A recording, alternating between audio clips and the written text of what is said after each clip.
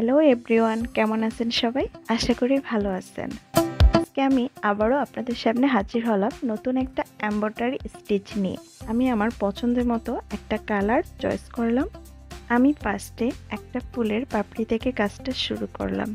দেখুন কিভাবে আমি সুতাগুলা স্টিচ করি। আপনাদের সুবিধার্থের জন্য আমি আবার দেখাচ্ছি কিভাবে আমি আমার স্টিচগুলা করি। আমি সেম প্রসেসিংটা বারবার করতেছি। আপনাদের সুবিধার্থের জন্য আমি আরেকবার দেখাচ্ছি, আপনারা ভালো করে লক্ষ্য করে দেখুন। সেম প্রসেসিংয়ে আমি সবগুলা পাপড়ি স্টিচ করব।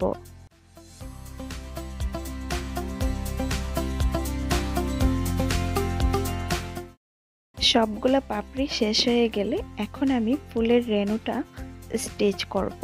দেখুন কিভাবে আমি একটা ডিফারেন্ট কালার নিয়ে সেখানে সুতাটাকে সুইয়ের সাথে পেঁচিয়ে তারপর আমি কাজটা কমপ্লিট করি। সেম ভাবে আমি আরেকটা করে দেখাচ্ছি, ঠিক একই প্রসেসিংয়ে আমি সবগুলো ফুলের রেণু কমপ্লিট করব।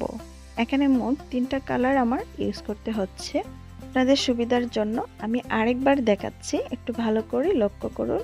দেন আমি সেম প্রসেসিংয়ে পুরো পাতার কাজটা শেষ করব।